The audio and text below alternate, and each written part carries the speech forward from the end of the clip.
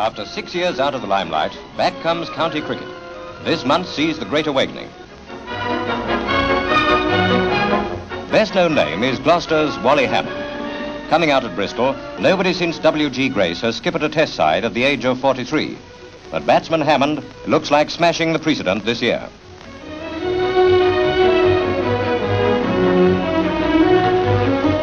The big names of season 1946 are still in the mystery bag.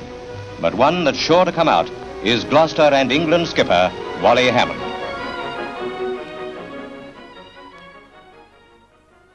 It was here in 1946, on the county ground in Bristol, that Walter Hammond, one of the greatest cricketers of all time, prepared for his last season with Gloucestershire. It was a glittering career. 50,000 runs, 167 hundreds, 732 wickets, 819 catches. His 85 test matches and 7,000 runs plus for England were records then that nobody else had surpassed. But these all-round figures, marvellous though they are, tell only half the story. Neville Carter suggested you might just as well count the notes of Beethoven or take the measurements of the Elgin marbles. R.C. Robertson Glasgow wrote that he enriched the game with a grace, simplicity and nobility that may never be seen again. And Carter again, he averred that his place in the permanent National Gallery of Cricketers is safe, not as a painting, but a nobly looming sculpture. Walter Hammond was a man of complex character. He could be distant, aloof, sometimes intolerant. There were differing views about his qualities as a captain, but of his shining qualities as a cricketer, there can never be the slightest doubt.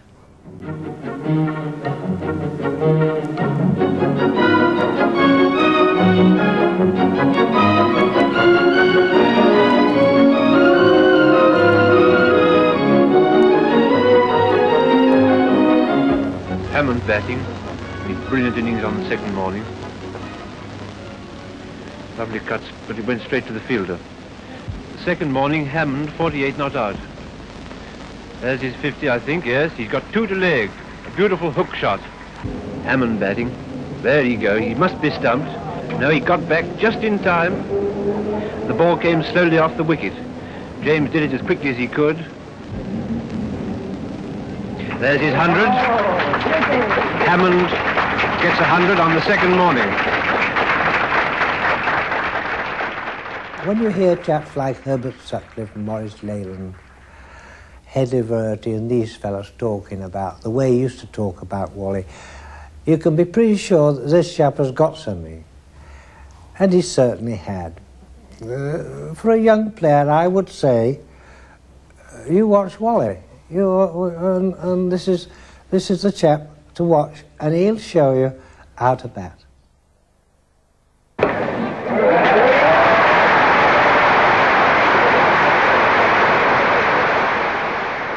I've never seen anyone hit the ball with so much power and in the same way have so much presence on the field. It was almost, the entry of the gladiator. When he walked on the field, everything suddenly stopped and you knew you were in the presence of a great man.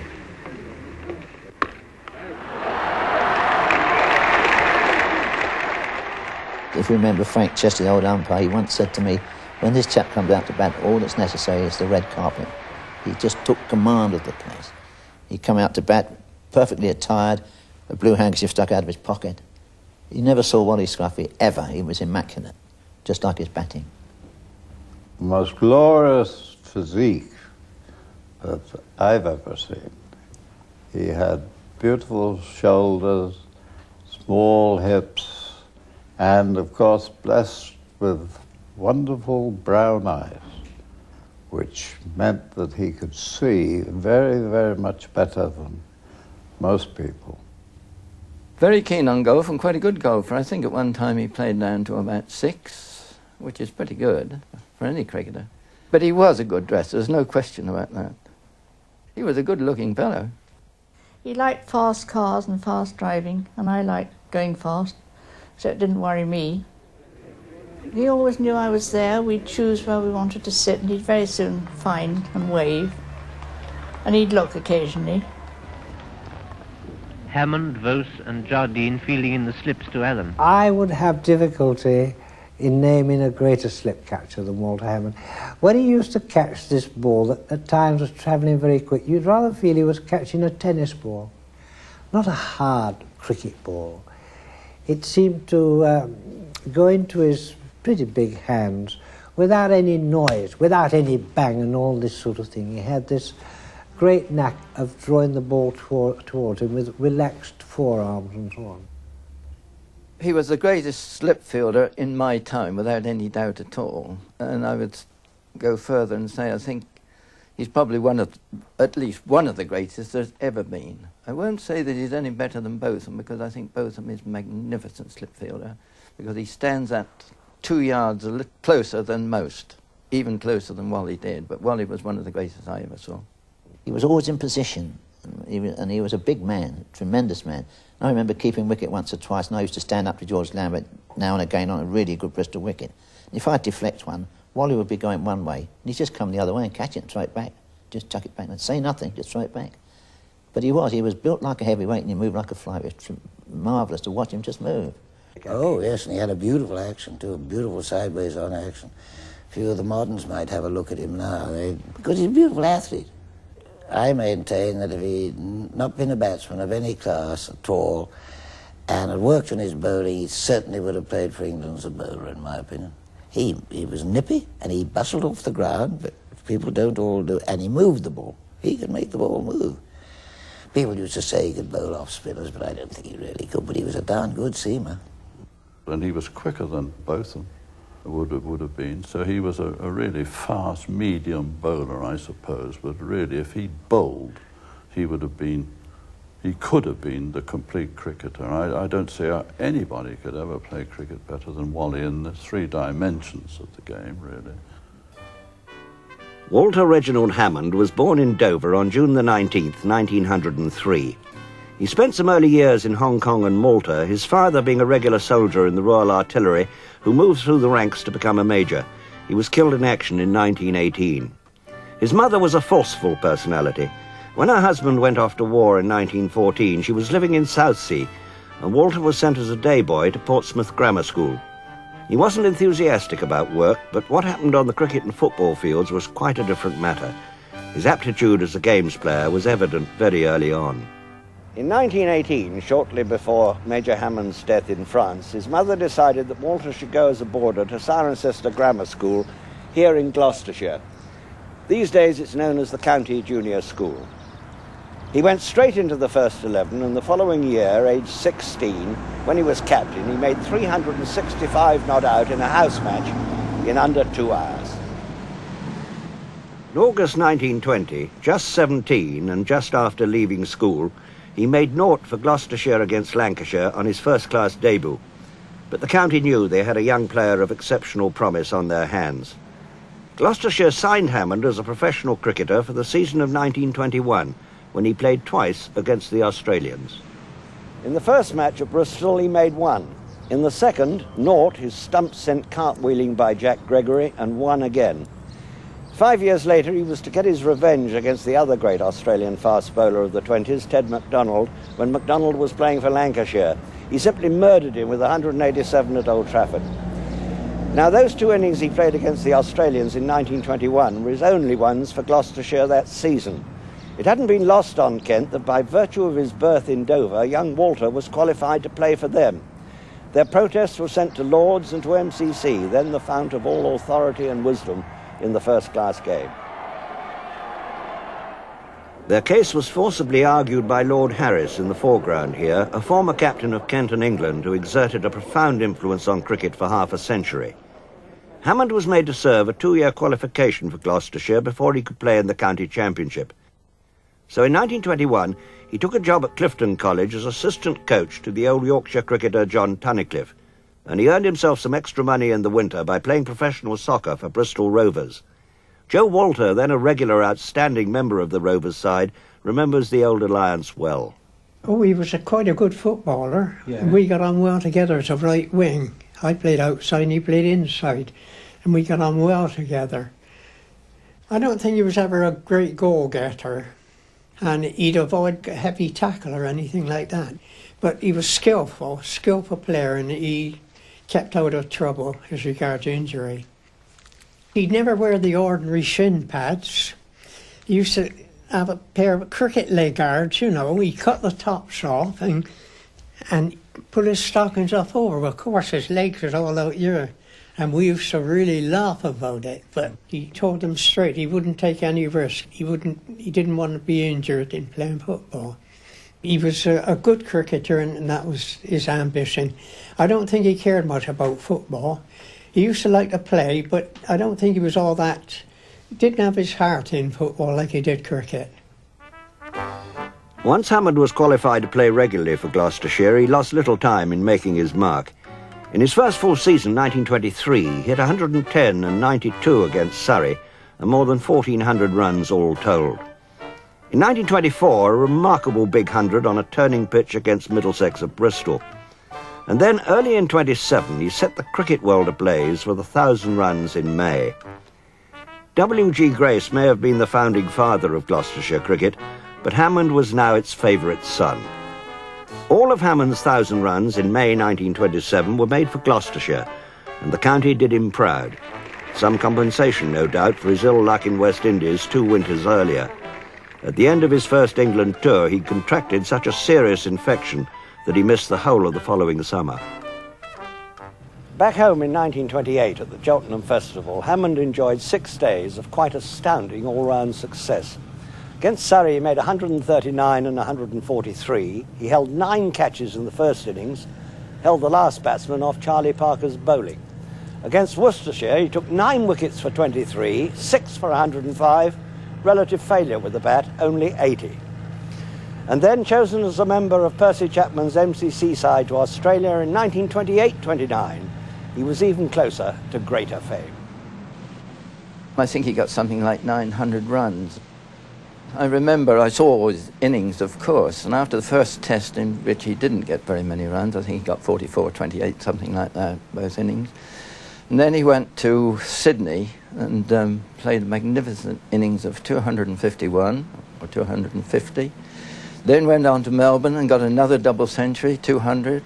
And I think he was run out the second innings with about 40 going again. Then on to Adelaide, and he got 100 in each innings.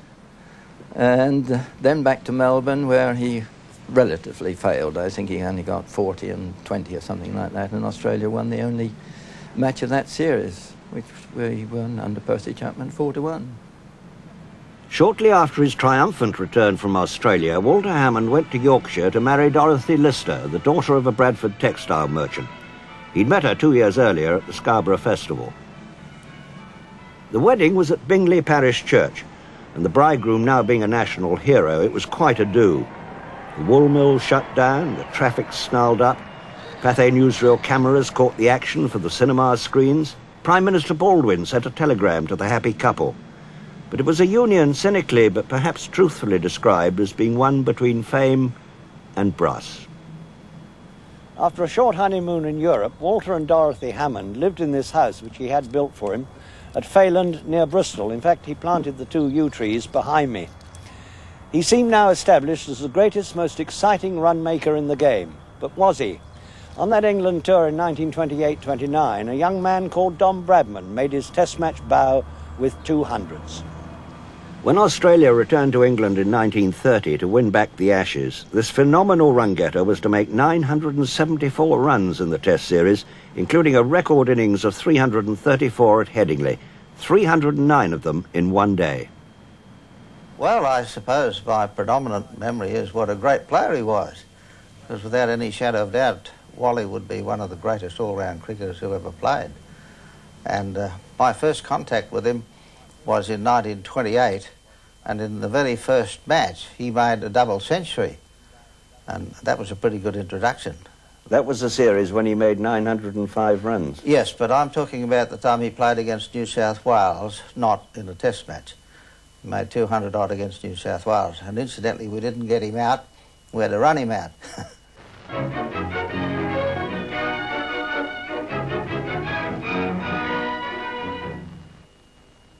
England went back to Australia in 1932-33 for a test series never to be forgotten. How, under Douglas Jardine's captaincy, could they hope to curb the unprecedented talents of the Don? D.R. Jardine, the captain, is England's steadiest bat and ought to be a tower of strength in the test matches. Wally Hammond, mainstay of Gloucestershire, and on his day the world's most prolific run-getter, not excluding Australia's own Donald Bradman. Leslie Ames, who went down under with the last test tourist as deputy wicketkeeper, but has proved this season that he is one of the world's premier batsmen. You know, your views on bodyline are well known. What did Wally Hammond think about the bodyline tactics? Well, none of us said too much about it at the time, but Wally was like myself. He was not in favour of it. We didn't think it was quite the right way to play cricket. But everyone, of course, and quite rightly so, were loyal to the Captain Jardine, and so we went along with it. You see, it was a very different world in those days. I mean, had we demonstrated rather strongly that we were against it, I don't think we would have got very far. I won't say more than that. Hammond hits a 6, and the last stroke has been played in the 1932-33 Test matches. When the MCC sailed for Australia, who would have predicted that England would win 4 out of the 5 Tests, making the total victories 51 each? Who would have given Bradman an average of only 56 runs an innings? The Australian crowds have been outspoken in their criticism of the leg theory. But let us hope that Larwood will not persist in his intention never to play in Australia again. His leg theory bowling has been the subject of bitter controversy. But if his success with express deliveries has the effect of encouraging strong young bowlers to put their faith in speed, cricket generally should benefit. The biggest factor in England's triumph has been Larwood's mastery of Bradman, and he got him again in the final test, when the young wizard had scored 48 out of 64. How do you think he reacted to the short, fast stuff? I think the same as everybody else. He didn't like it, and in fact I believe he said that if he had had to face that sort of stuff, as he did against the West Indies, you remember, one time, he would rather get out of the game. Hit on the jaw by a rising ball, Hammond had to retire, but returned with his face covered with sticking plaster to continue his innings. Leary Constantine trundled them down to Jardine, bowling to a leg field. Jardine took his own medicine and liked it. He came in when 3 wickets were down for 118 and stayed for the rest of the second day.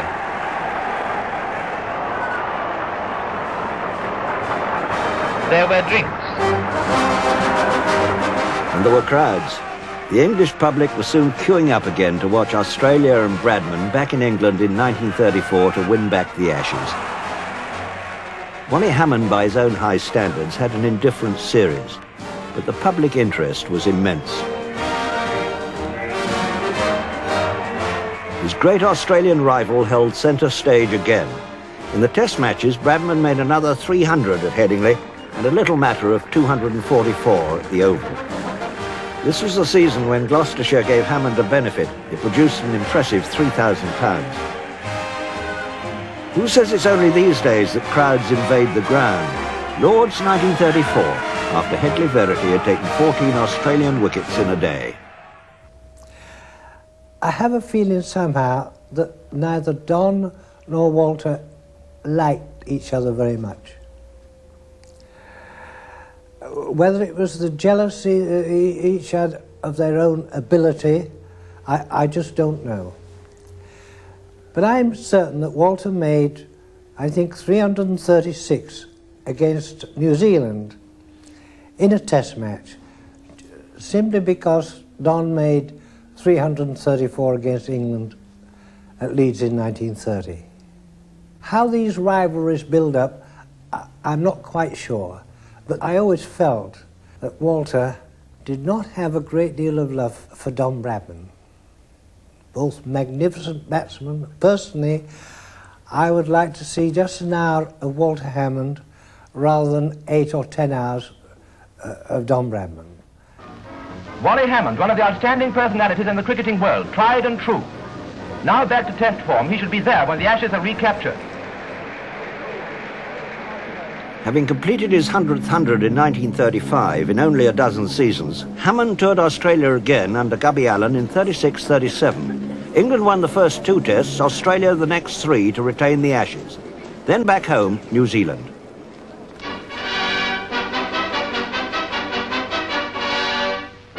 Thousands are attracted to Lord's to see the first test with New Zealand. Robbins, England's new captain, winning the toss from Page, decides to bat. Cowie, bowling fast, is soon rewarded for his strenuous efforts when Hutton, playing in his first test at the age of 21, is defeated. Hardstaff comes to the rescue with a score of 31 for 2 and settles down to a fine partnership with that stalwart Wally Hammond. The stand produces some arresting cricket. Hammond passes Hardstaff and scores his century. The great surprise to me, and I'd hero worship all these people, including Wally, from that high upwards. And all of a sudden I was on the field with them, and I find Wally and the others were calling me Mr. Parker, aged 18, which was a bit much. But of course I was an amateur, and in those days the amateurs were always Mr., you see. And Wally was Hammond, W.R., Parker, Charlie, and Red Sinfield, and the rest of them were all Sinfield and Goddard and Parker and Hammond, and I was Mr. Parker. So would you move over there, Mr. Parker, please? That sort of thing, which was a completely different world. As a county professional, Hammond was paid about £400 a year, although, of course, by putting his famous name on a bat was one way of increasing his modest income.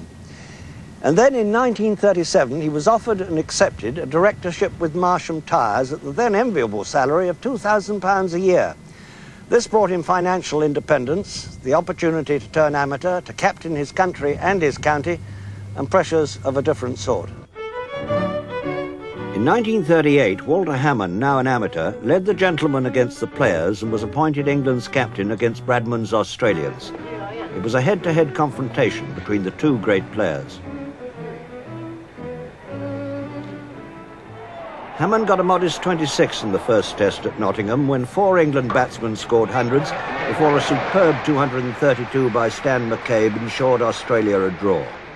And so to Lord's for the second test, where Hammond made 240, an innings still spoken of with awe by those lucky enough to see it.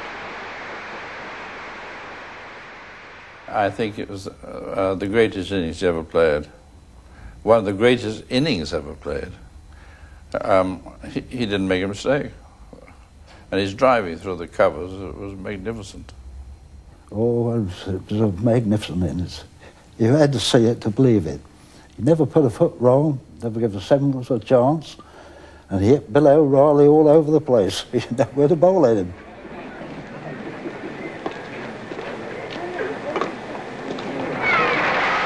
I was the lucky one who bowled the particular type of stuff that slowed up his offside shots, and he had no real battery anywhere between square leg and fine leg.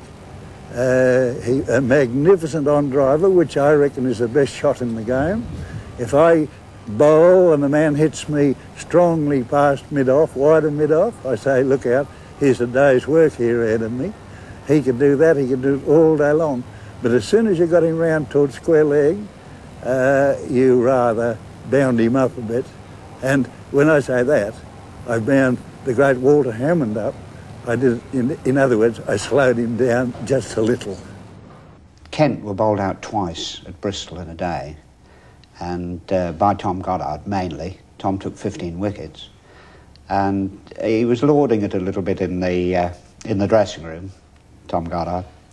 And Wally said, hang on a minute, you're not quite as good a bowler as you think. I reckon you were bowling against some pretty poor players there. He said, come on, we'll go out in the middle and have a little bowl. And Wally took a brand new bat. The rest of the players went out. Took a brand new bat, turned it sideways, and played Tom Goddard on the same wicket with the edge for 20 minutes. Well, that's unbelievable, really. Well, it is to me. I didn't mind playing on turners, but I mean, to be that good, and I think this is where he was known as the greatest ever player on a dry turner. But to play Tom Goddard, who was a magnificent bowler, with the edge of the bat for 20 minutes is unbelievable. Hammond made 1500s and more than 3,000 runs in 1938, heading the national batting averages for a 7th season in a row. But Australia retained the Ashes after a drawn Test match series in which Len Hutton made that record monumental 364 at the Oval. Before the season was over, Hammond was named as captain in South Africa the following winter, the last tour England made before the Second World War. In South Africa, Mr. Hammond and his men get some fun and games between Test matches. They pay a visit, for instance, to the Crown Mines, where a team of Zulu fans turn out for their special benefit.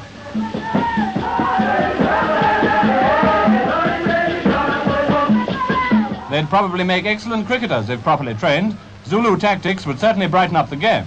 Some of these boys have already acquired the correct stance for an umpire. I found him a very good captain. I had no complaints at all. And when we went to South Africa, the last tour that I did before the war, we had a very successful tour out there. We were never defeated the whole series, and he captained the side beautifully. Although he always fielded at first slip, he was the best first slip we had in England. I always felt that if I ever should be captain of England, I would not field at first slip. I think it's a difficult position to captain a team from, being at first slip. But I enjoyed playing under him. What he did say to me, he didn't say a lot, but what I did say, I enjoyed and appreciated very much. He couldn't ask anybody. His father was a sergeant, and his father had to do that which the sergeant major wanted correctly, and they could not ask questions. And a sergeant doesn't say please. So Wally never learnt the art of asking anybody. He could tell them. And he frightened the life out of the young fast bowlers of Gloucestershire. Lambert and Scott, they just could not bowl because he stood there in the first slip and glared at them. He was a bad captain. I don't think Wally liked Charlie Bonnet, and I don't think Charlie Bonnet liked Wally. But I think that Charlie Bonnet was the first to recognize the greatness of Wally. I think he realized that Wally was a very great player. Oh, no, you couldn't fault him. You couldn't fault the man. Except that he was a bit of a loner. And I think also he was a lonely man, which is another different thing altogether. To give an example, he was a very great friend of Billy Neal's out at school together. And when he was captain of England and the pressure was on, he would come down to the farm. Billy Farm was a farm on Breadstone Farm near Berkeley. And Wally would come down and stay there, and I'd often see him in the morning. He'd go out in Billy's orchards with his hands in his pockets, head down, going backwards and forwards, keeping away from the media, sorting out his problems. So I always thought that many of the decisions he made in Test matches were first made and originated in those orchards at Berkeley. He was difficult. When you say he was difficult, he was very much a loner. He didn't say anything. Very little. Hammond was commissioned as a pilot officer in the RAF in October '39 after one last Test series against the West Indies before the war. He was a tough disciplinarian, training young air crews in Hastings and Torquay. He was soon posted to Cairo as sports and entertainments officer. Back home again in 1944, he starred in some wartime one-day games at Lord's, and then in '45 he led England in the hugely popular victory tests against Australia. But he was troubled now by some painful fibrositis, and for many years his marriage to Dorothy had been under stress. Whenever there was a plane coming from his station, which was Torquay or Bexhill, he was on it, and we'd get a telephone message from the station, please meet him at Filton. Sometimes he came by car when he had enough petrol, and we used to go round a bit. But he used to say, let's go home now and walk the dogs. We had an Alsatian and a Bull Terrier, and he was happiest, really, walking with the dogs and pottering in the garden, doing things with Father. There was obviously a strong emotional tie between both of you. Do you have any mementos of your time together? Yes, he gave me a wings brooch. He said, I know you don't like rings, so I've bought this for you, but you'll have to wear my ring when we're married. And you never did? I never did.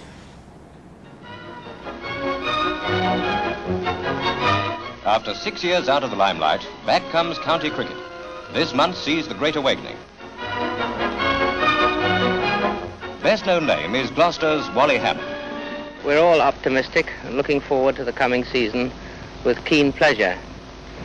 In common with other counties, we hope to do very well indeed and end up somewhere at the top of the table, if not at the top. The prospects for cricket generally, I think, in this country are good, and I think the MCC were very wise to have the Indians here so soon after the war. Alec Bedser and Vijay Hazare, a test series against India. And Hammond, as England captain again, presented his side to King George VI, making a traditional visit to Lord's. He had a resounding last season for Gloucestershire, 7 centuries and an average of 104, and there could be no doubt who should lead England again in Australia. What? I can hold it up. Can I say, what's this I've got hold of? No shortage of class batsmen in the side: Hutton, Washbrook, Bill Edrich, Compton, Hammond. But the bowling leaned heavily on Alec Bedser and the Kent leg spinner Doug Wright. Well, we've all consider ourselves very lucky to be going to Australia.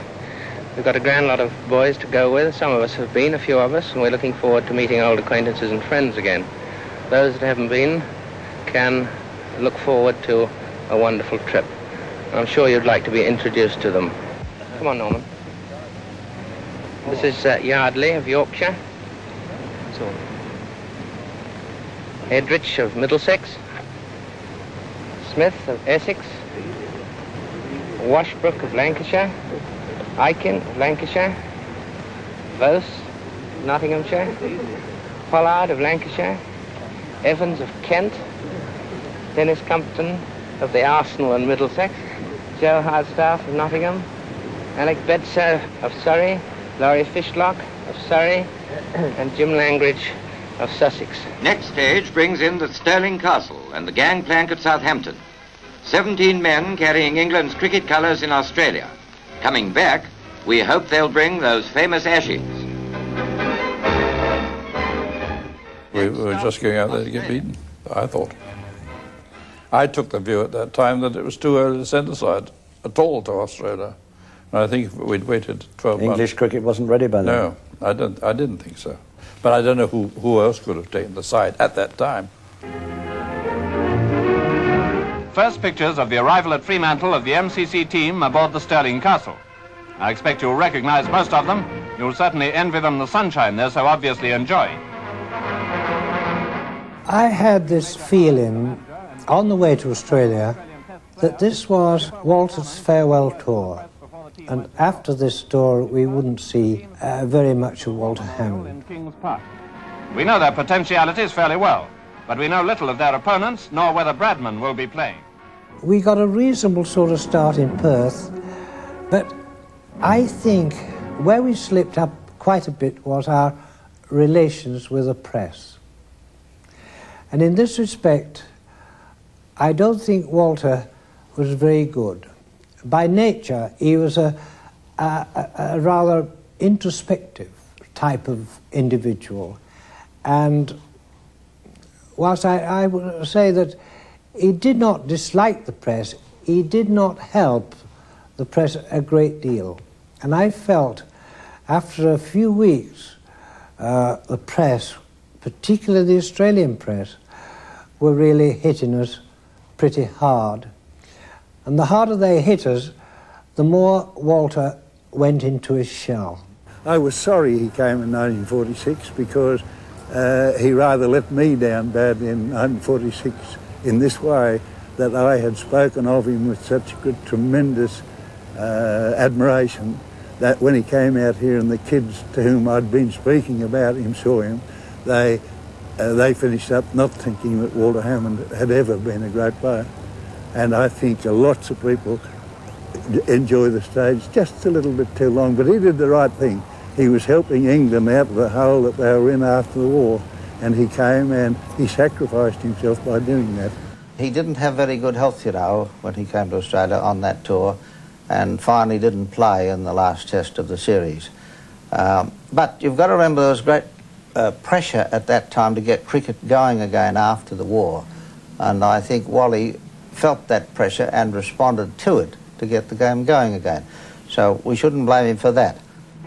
Hutton, the record breaker, was out for 7.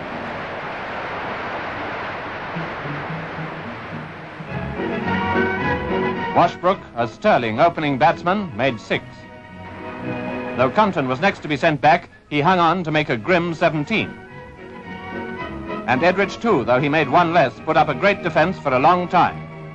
Aikin failed to contribute any runs, and what with the rain and the rout, the greatest credit must go to Yardley and Hammond for their very stout effort. I know they still talk about it in Brisbane in '46 when he got 30 on one of the Australian lifters, where you really can't bat because the ball just takes a piece out of you, takes a piece out of the wicket, goes straight up past your nose. Anything that's really pitched up, they swing at. And Wally got 30 odd on there, and they still talk about that. More film of the first test at Brisbane has now been flown home, so here are impressions of that rather disastrous event. Don and Wally inspect the pitch after the terrific storm. No wonder our batsmen, this is Edridge, were hemmed in by such a close field. The wicket was really almost unplayable. Edridge was hit in various parts of his person by express deliveries from Lindwall. No one should blame the bowlers, it was the wicket, and it was the same with Miller, who hit Washbrook on the head. But really, what a pitch. No wonder Hammond did a lot of gardening. Miller was the Australian star of the innings with 7 for 60.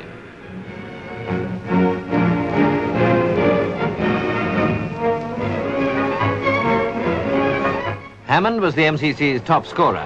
His 32 was a really fine effort in the circumstances. He was eventually LBW bowled Toshak, who clean bowled him in the second innings for 23.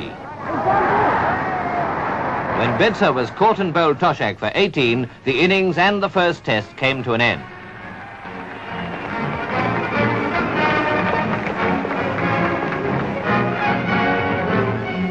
All that remained was to examine this most remarkable of wickets and to look forward to Test match number 2 at Sydney.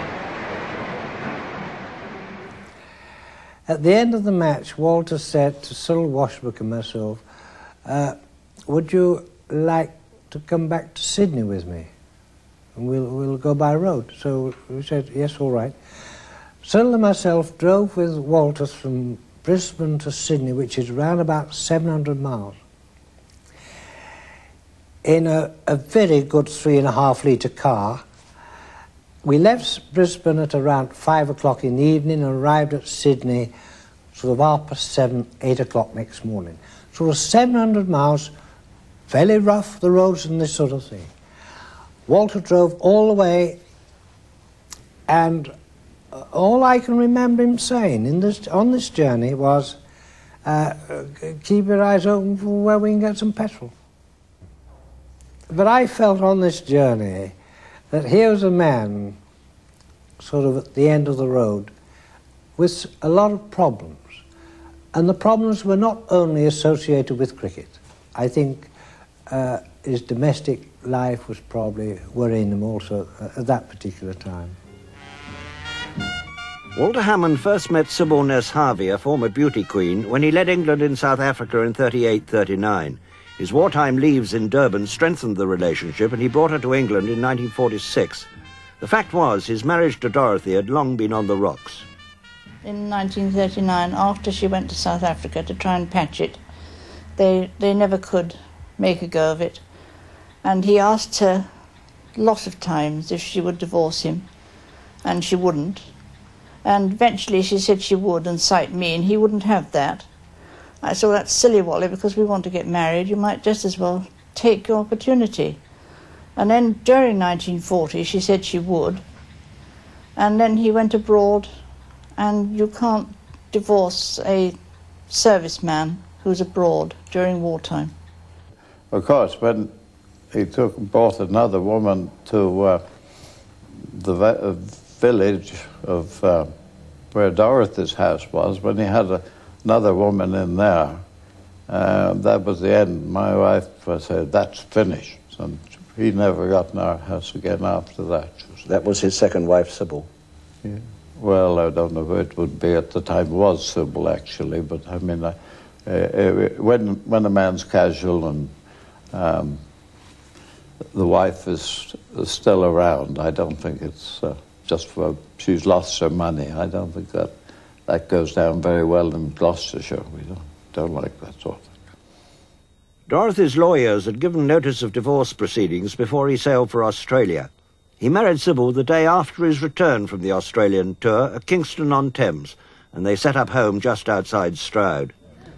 Bradman was back here in '48 to captain an immensely strong Australian side, Ray Linwall, Keith Miller and all.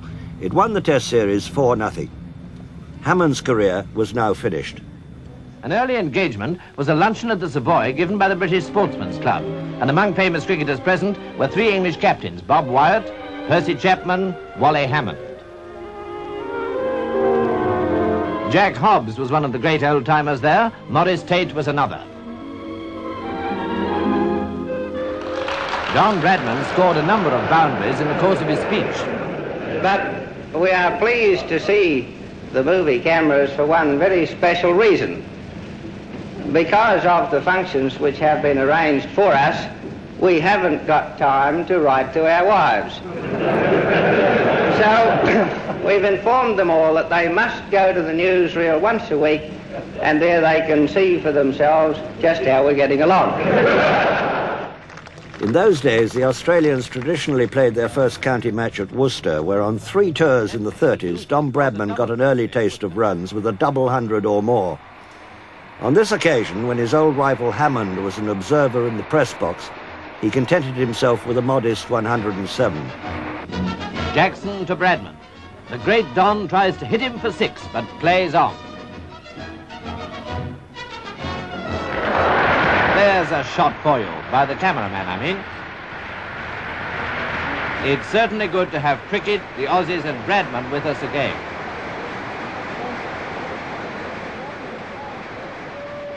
Hammond was persuaded to make one last appearance for Gloucestershire. It was against Somerset in the August bank holiday fixture of 1951 when he was 48. It was an emotive occasion, but it was a sad one. He really struggled to make 7 before he was bowled by Horace Hazell.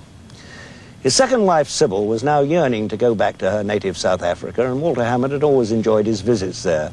So he now resigned his directorship with Marsham Tyres, and they emigrated to Durban with their young son, Roger, and his little sister, Carolyn.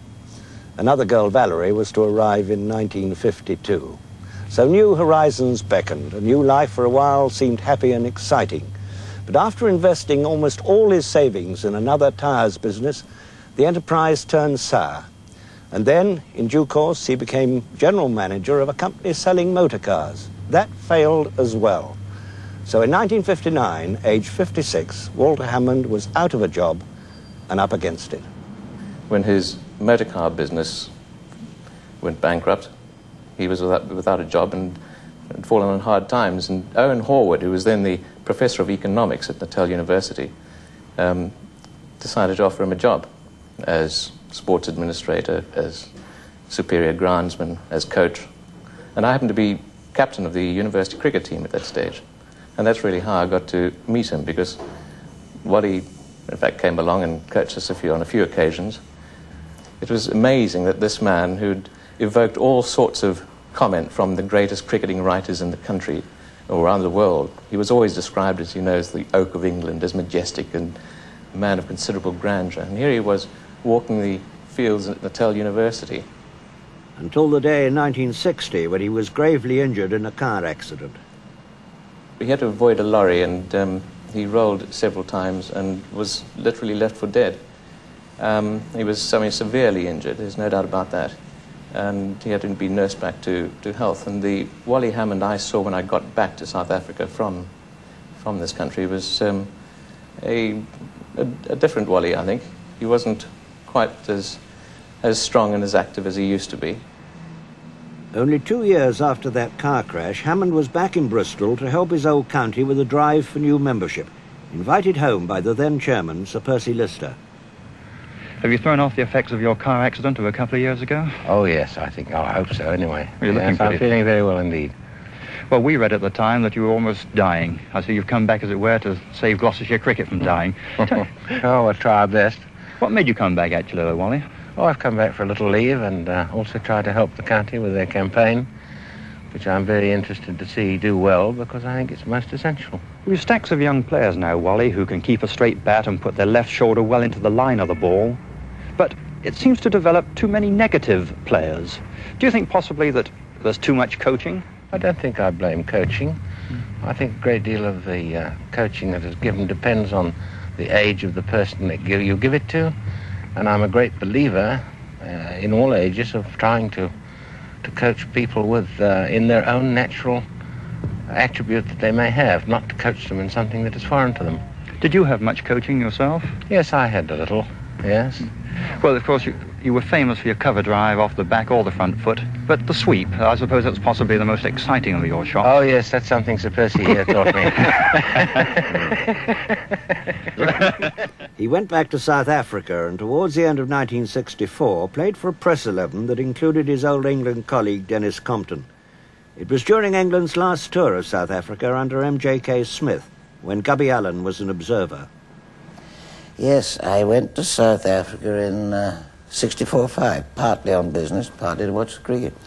And when I got to Durban, I got in touch with Wally, and he came and had dinner with me. He was a sad man then.